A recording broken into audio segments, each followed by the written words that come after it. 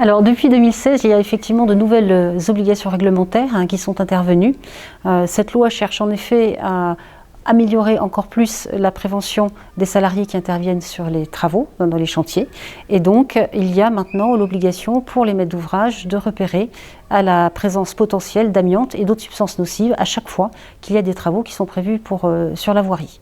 Alors, les conséquences sont nombreuses pour le maître d'ouvrage, déjà par rapport à l'allongement des délais qui sont inhérents à cette nouvelle réglementation par rapport à son temps de préparation des travaux.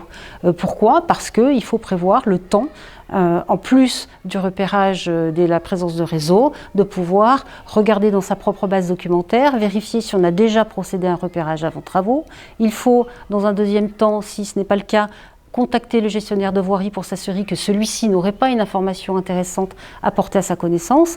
Et si rien de tout cela n'existe, à ce moment-là, il doit procéder au repérage. Donc, passer une commande à un diagnostiqueur. Il faut le temps, évidemment, que le diagnostiqueur procède au carottage, fasse l'analyse, etc., etc. Donc, des délais allongés. Évidemment, il y a le coût potentiel du repérage à prendre en compte dans l'étude projet.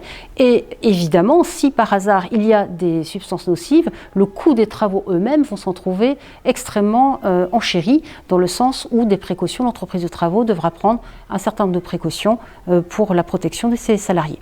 Enfin, dernière conséquence et non des moindres, le côté juridique de cette affaire. En effet, qui dit nouvelle réglementation, dit nouvelle responsabilité, et aujourd'hui la chaîne de responsabilité, elle est clairement établie. En conséquence de quoi, l'enjeu pour le maître d'ouvrage, c'est bien de se mettre en conformité par rapport à cette nouvelle réglementation, faute de quoi il peut être exposé juridiquement.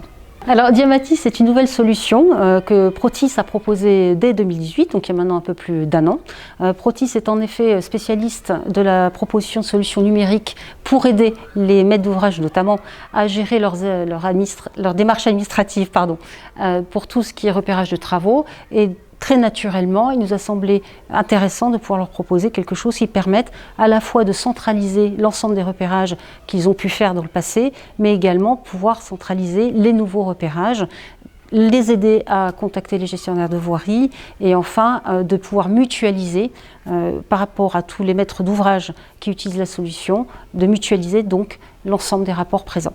Nous sommes particulièrement heureux que notre solution Diamatis a été sélectionnée dans le cadre de l'étude Tech for Good comme solution innovante et répondant aux enjeux environnementaux et des défis maintenant qui sont ceux de nos sociétés aujourd'hui, puisque par cette mutualisation et le partage d'informations, on espère qu'on va contribuer à aller plus vite vers l'objectif de plus d'amiante et de substances nocives dans les enrobés bitumineux.